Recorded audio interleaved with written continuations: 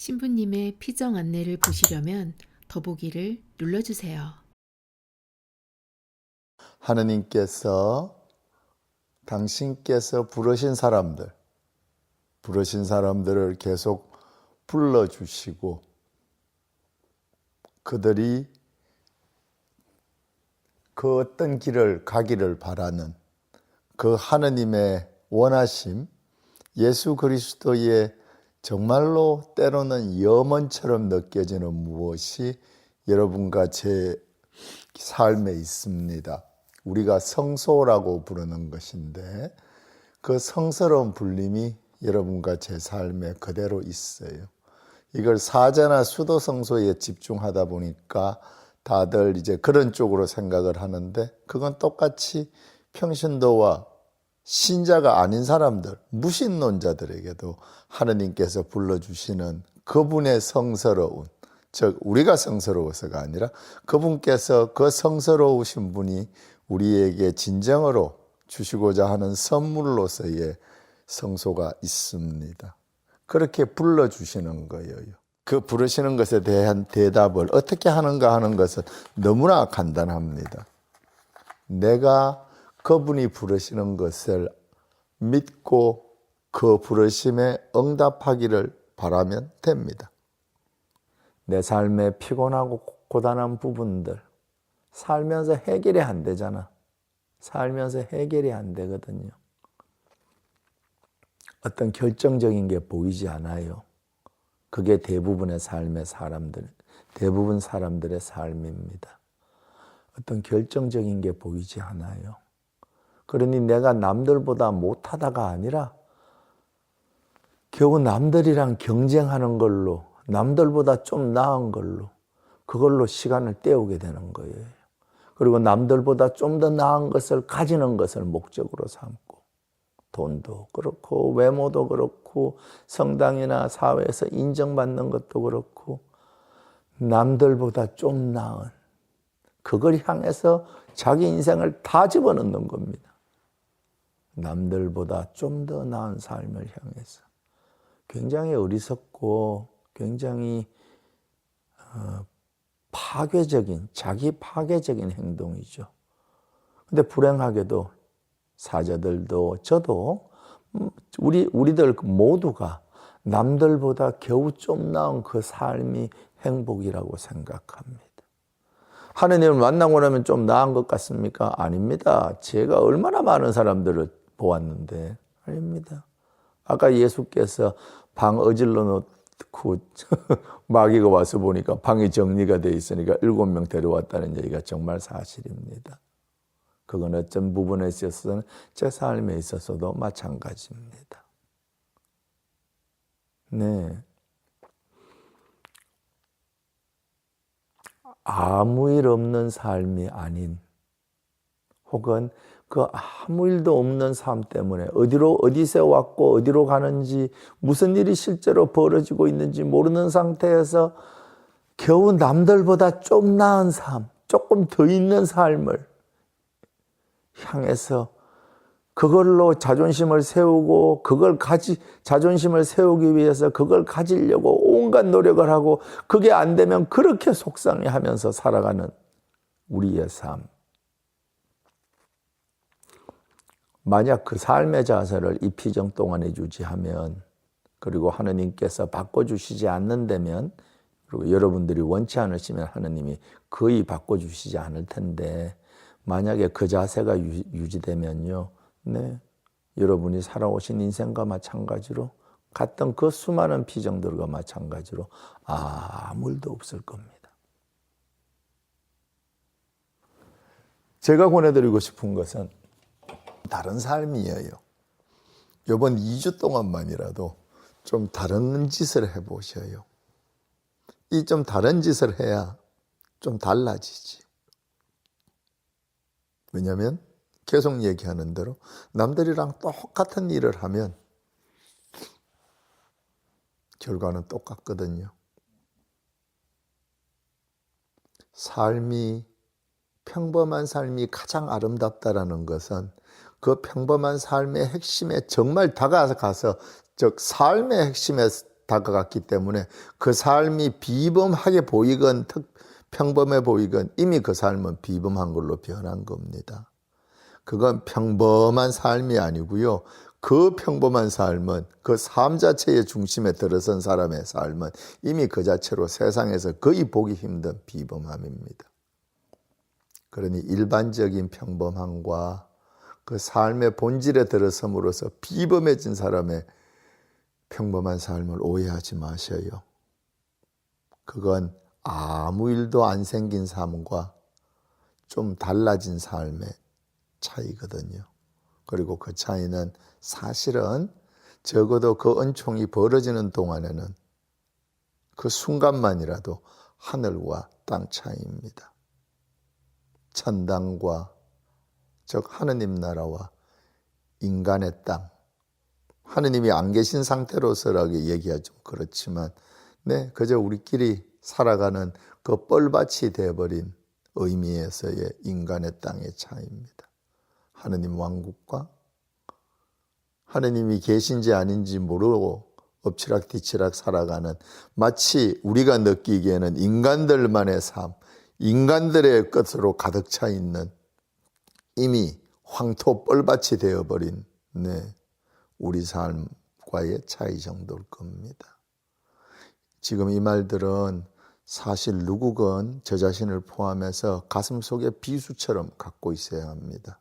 그 비수는 남을 향한 게 아니라 내 마음, 내 목젖을 향하고 있어야 되는 거죠. 아무것도 안 하면 아무 일도 안 벌어질 거예요.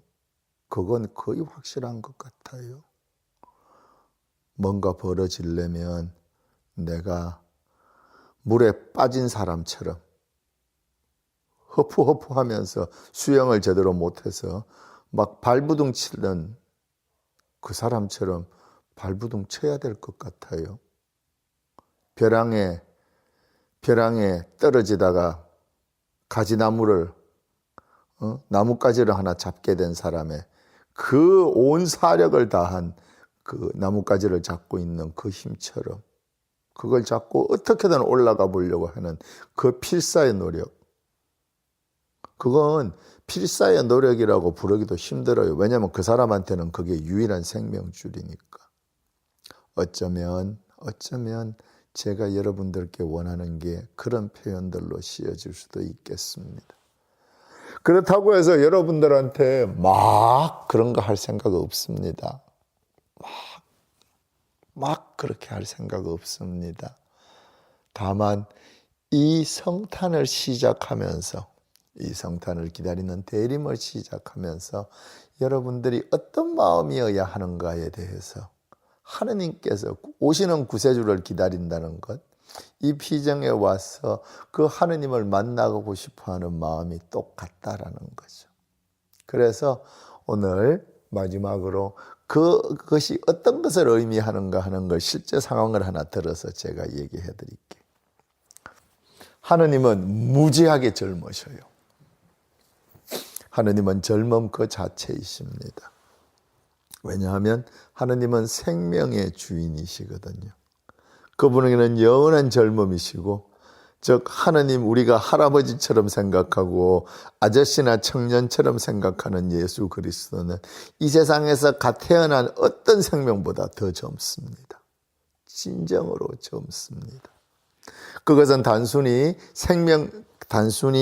힘이 있어서, 즉 하느님이니까 병도 안 걸리고 영원히 산다라는 그런 의미에서만 굉장히 좁은 의미이고, 하느님의 본질, 하느님 생명의 본질을 이해하지 못하는 그냥 인간의 무지한 상상력으로 만들어낸 상태에서 전지전능하고 무병장수하는 영원히 사는 하느님이라는 그 좁은 의미에서만 봤을 때 틀린 건 아닙니다. 다만 세상을 눈으로 가리고 자기 손가락만 바라보고 있는 거죠. 그런데 중요한 것은 그 손가락도 세상의 일부니까 가리고 있어도 손가락을 통해 또 세상을 보는 거죠. 다만 세상이 보일지는 참 질문입니다만, 하느님의 생명의 본질은, 그분의 진정으로 젊으심은 그분이 단순히 무엇을 창조해낸다는 생명의 주인이라는 의미뿐만이 아니라 진정으로 젊으셔요. 우리가 생명력이라고 부르는 것. 나이 든 사람들한테도 드물지만 삶의 깊은 지혜와 그리고 자신의 어려움 속에서 감사를 배운, 진정으로 감사하게 된 그 사람들의 삶의 향기라고 그러는 거죠. 그것들이 실제로 한번 빛을 발휘하면 대단한 생명의 기운이 나옵니다. 젊은 애들 펄펄 뛰는 것보다 정말로 다른 의미에서 사랑이라는 것이 이기적인 게 아니라 실제로 이타적인 것이라는 것. 남을 위함으로써 내가 살게 되었다는 것을 실제로 알게 된, 더 이상 자기를 위해서 큰 것을 하지 않고 자기를 위해서 자기 자신을 보호하려고 막 시퍼렇게 쇠방패 들고 칼 들고 누구든지 나 건드리면 그냥 한 방에 쪼개버린다는 그런 식의 삶을 포기한 사람들, 더 이상 필요치 않게 된 사람들이죠. 노인들 중에서도 굉장히 드뭅니다. 하지만 그 사람들한테 보여지는, 혹은 20대, 10대 청년들에게서 보여지는, 아직까지 세상의 두려움을 모르기 때문에 순진한 거지. 하지만 그 순진함과 함께 같이 있는 순수함, 삶에 열려 있고 다른 사람의 아픔에 공감하고, 그것도 뭐 애들도 다 그런 거 아닙니다. 그렇게 많은 숫자는 아니지만 그래도 분명히 있어요. 진정으로 젊다는 것, 푸릇푸릇하게 젊다는 것. 네, 그걸 얘기하는 겁니다. 하느님께서 젊으시다라는 것. 정말로 젊으셔요. 이 젊음은 변화를, 용서를 향해 갈 수 있습니다. 내 삶에 용서하지 못할 것, 잊지 못할 상처들, 내게 이미 베어버리는 2000년 전에 하느님께서 걸어 들어오셨던 인간의 땅. 하느님은 분명히 현존하고 계시지만 인간들의 삶 안에서는 정말로 느껴지지 못했던 그 인간들이 만들어낸, 하느님이 만드신 게 아니에요. Thus we have made it so. 우리가 만들어낸 세상입니다. 인간의 땅. 내가 뻘밭이라고 부를 때에 그런 의미에서, 네, 뻘밭이 되어버린 인생. 홍수 져가지고요. 아시잖아요. 한 걸음 한 걸음 걷기가 힘들 때의 그 삶. 네, 뻘밭입니다. 한번 실수라도, 그리고 그 뻘밭에서는 안 넘어질 수가 없는데 힘을 줄 수가 없기, 너무나 힘을 줄 수가 없는 상태에서 힘을 주고 걸어가야 되니 얼마나 힘들겠어. 그러다 분명히 넘어집니다. 일어나면 그냥 온몸이 엉망진창이죠. 여러분이 이쁘게 해놓은 머리, 여러분이 비싸게 주고 산 핸드백, 여러분이 내가 삶에 중요하게 여겼던 그 무엇들, 그 뻘에 황토에 묻혀버리면요, 그냥 뻘밭에서의 인생은 누구에게도 똑같이 뻘밭입니다. 돈이 있건 힘이 있건 없건. 그러고 나면 알게 되죠. 이 뻘밭에서 살아남으려면 어떻게 해야 되는지. 그때부터 시퍼런 칼을 갈고 나갑니다. 예, 그게 인간의 땅에 하느님이 없는, 적어도 하느님이 없다고 생각하는 우리 상태에서의 우리들의 선택이죠. 뻘밭에서의 삶, 인간의 땅의 이야기입니다. 하느님께서 2000년 전에, 오늘 걸어 들어오시듯이 2000년 전에 걸어 들어오신 겁니다. 그 걸어 들어오심으로써 당신 생명을 우리가 새로 시작할 수 있고, 우리가 용서할 수 있고, 그것을 할 수 있는, 남들도 용서하고 내 인생도 용서해 줄 수 있는, 내 인생을 이렇게밖에 못 만들어 놓은 하느님도 용서할 수 있는, 왜냐하면 그분께서 내게 주고자 했던 그 숭고한 삶을 내가 살지 못했기 때문에, 그 삶의 핵심들을 이해하지 못했기 때문에, 실제로 그들 이해하고 살았던 사람들한테도 이 뻘밭에 황토길의 삶은 쉽지 않기 때문에, 네, 이런 삶으로 날 만들어 놓고 이런 삶으로 날 초대한 하느님에 대한, 날 용서하고 다른 이들을, 내게 잘못한 다른 이들을 용서하듯이, 네, 하느님을 용서할 수 있는, 그럼으로써 그 진정한 하느님, 내가 생각했던 그 시시한 하느님이 아니라 그 진정한 사랑이신 하느님 앞에 설 수 있게 되는 거죠. 하느님은 전지전능하신 게 아니라 사랑으로 전지전능하시거든요. 이 말은 하느님을 만나기 전에는 거의 이해하지 못할 겁니다. 그분을 뵈면, 진정으로 관상을 통해서 뵈면 제 말이 무엇인지 알게 될 겁니다. 하느님은 전지전능하시지 않습니다. 그랬으면 세상에 이 모양 이 꼴이겠습니까? 뭐 인간의 자유의지를 존중하시고 다 맞습니다. 맞지만 그 본질을 해결하지 못한 겁니다. 하느님은 인간이 생각하는 전지전능하신 방법으로 전능하시지 않습니다. 하느님은 사랑으로, 그 사랑의 힘으로, 그리고 사랑이라는 것이 가지고 있는 그 고유한 방법으로 전지전능하십니다. 그래서 하느님의 전지전능하심이 그 위대하고 위대한 앱솔루트한, 정말로 완벽하고 완전하고 그 대단한 힘이 우리한테 느껴지지 않습니다. 우리가 그것을 매 순간 살아가고 있음에도 불구하고 하느님께서 손을 움직이시면, 손을 치워버리시면 내 존재의 밑바닥에서 나는 무로 돌아갑니다. 그걸 유지시켜 주시는 게, 즉 옛날에 창조해 놓고 지금 있는 것이 아니라 매 순간 진정으로 젊으신 그 하느님께서 내게 붙어 계십니다. 진정으로. 그래서 내가 생명을 가지고 있는 겁니다. 그리고 나는 60년 전에 창조된 그 순간으로 창조가 끝난 게 아니라 매 순간, 매 초마다 하느님께서 창조하고 계시기 때문에 그 젊음으로 나를 생명을 채워서 끊임없이 젊게 해주시고 있기 때문에 내가 살아있는 겁니다. 하느님이 얼마나 사랑이시냐고요? 마귀도 악마도 손을 치우시지 않잖아요. 하느님 사랑의 본질에 완전히 반대로 돌아선 그 자들에게서요, 하느님께서 당신 생명의 손길을 치워버리시면 마귀고 악마고 존재 자체가 사라집니다. 완전한 무로 돌아갑니다. 아무것도 없는 거예요. 그런데 당신 사랑에 완전히 반대되는 존재들임에도 불구하고 당신께서 천사로 창조했던 그때를 기억하시고 그들이 돌아오기를 바라는, 어떤 의미에서, 언젠가 최후의 심판에서 하느님께 다시 돌아오기를 바라는, 무엇 때문에 그러시는지는 모르겠지만 한 가지는 확실합니다. 당신께서 그 지금 마귀가 되어버린 그 존재들에 대해서 가지고 계시는 그 큰 사랑으로 지금도 그 마귀들의 존재조차도 유지시켜 주시는 겁니다. 하느님께서, 생명의 주인이신 분께서 손을 치워버리면 우리도 마귀도 존재하는 모든 것도 즉시 무로 돌아갑니다.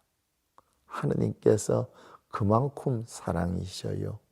마귀들만큼도 그 존재 자체는 사랑하시는 만큼 하느님의 사랑에 완전히 반대되는데도 불구하고, 그러니 여러분과 저를, 즉 당신 아들, 딸 예수 그리스도와 같은 이름으로 부르는, 예수 그리스도를 부르실 때 당신 아들이라고 그러시잖아. 그거랑 똑같은 단어로 여러분과 저를 불러주시는, 우리 안에서 예수 그리스도를 보고 또 우리를 예수 그리스도의 품 안에 담긴 상태에서의 그 가장 사랑하시는 아들, 딸로서의 예수 그리스도를 사랑하는 만큼 사랑하시는 그 사랑으로 우리를 보고 계신다고요. 바로 예수 그리스도의 품 안에 안겨있는, 제가 쓰는 표현은 그것 때문에 그 예수 그리스도께 가는 아버지의 사랑, 교회가 성령이라고 부른 그 사랑이 여러분과 제게도 예수 그리스도께 아버지 전부를 주셨듯이 내게도 아버지 전부를, 하느님 전부를 주셔요. 그게 사랑입니다. 그게 하느님께서 아시는 유일한 사랑하시는 방법이고, 왜냐하면 그분은 DNA 하나하나까지, 하느님께 세포가 있는지는 모르겠지만 만약 세포가 있다면 그 안에 원자의 DNA 하나하나까지 사랑이시거든요. 하느님께는 사랑 아닌 것이 하나도 없고 사랑 아닌 것은 하느님 안에 존재할 수 없습니다. 우리가 하느님께 완전히 속하게 되면, 즉 천국에 완전히 들어가게 되면 바로 그게 시작되는 겁니다. 내 존재에서, 내 존재는 아주 얇은, 아주 여리여리한, 아주 약한 그런 얇은 껍질, 그것도 이제 빛이 통하는 그런 얇은 유리처럼 선이 있는지 없는지조차도, 내 자아가 존재하는지 없는지조차도 모를 만큼 옅어지고 투명해지고, 모든 것은 하느님이죠. 그게 천국입니다. 여러분과 제가 하느님께 완전히 속해서 즉 그분이 되어버린 상태. 그게 제가 얘기하는 사랑이신 분의 생명, 사랑이신 분의 젊음이십니다. 이번 피정은 그걸 향해서 서 있는 겁니다. 저는 여러분들께서 정말 하느님께 청합니다. 여러분들께 그걸 일으켜 주시기를. 왜냐하면 하느님께서 안 불렀으면 여러분들 여기 안 오셨을 거거든요. 적어도 제 첫 번째 피정을 시작하는 제 마음은 그렇습니다. 그 하느님의 생명, 지금 인간을 사랑하셔서 당신 독생자를 이 인간의 땅 뻘밭에 보내주신 하느님, 자발적으로 아버지의 뜻을 받아서 이 세상에 우리를 그렇게 사랑하기를 염원하셨기에 인간의 땅에 텐트를 치신, 집도 아닙니다. 그분은 집도 없잖아요. 새도 돌아갈 둥지가 있는데 사람의 아들은 돌아갈 머리 누울 곳도 없다고 얘기하셨던 그분은 세상에 이 인간의 땅에서조차도 방 한 칸짜리 집을 갖지 못하셨어요. 그분은 인간의 땅에 텐트를, 이리저리 옮겨 댕길 텐트를 치신 분입니다. 여러분과 즉 나를 위해서, 나만을 위해서. 네. 왜냐하면 그분께서 구원하시고 싶어하는 사람은 이 세상 모두이면서 동시에 저거든요. 그게 하느님께서 당신 자신을, 예수 그리스도께서 당신 자신을 여러분과 제게 한 사람 한 사람에게 다 주신 이유이고 주실 수 있는 방법입니다. 사랑은 완전하고 무한하기 때문입니다. 이제 여러분들을 딸이라고 아들이라고 부르신 분을 만날 기회에 초대받았는지도 모릅니다. 저는 여러분들이 봉사자들과 함께 정말 저희가 드리는 기도는 여러분들이 하느님께서 불러주신 그 사람이기를 희망합니다. 이번 피정 동안 아까 강의에서 들었을 것처럼 깊은 숲속에 봉쇄수도원에 피정 들어온 것처럼 일상생활을 다 하면서도 2주 동안 온 마음을 다 모으고 필요 없는 약속들, 필요 없는 것들 다 내려놓고 하느님께 서 계십시오. 그 봉쇄수도원에 기도하라고 울리는 종소리처럼 그 앞에 서 계십시오. 그래서 사랑이신 하느님, 여러분의 삶, 제 삶, 그 뻘밭에 인간의 땅에 텐트를 치러 오신 그분께서 여러분 안에 명백하게 텐트를 치셨음을, 그래서 그분을 통해서 살아계신 하느님 아버지께서 당신 본 모습, 그 성령이라고 부르시는 사랑을 보여주실 수 있기를, 이번 대림에, 이번 피정에 단 2주 동안만이라도 여러분이 이 피정에 진정으로 집중해서 할 수 있기를 축원드립니다. 성부와 성자와 성령의 이름으로 아멘.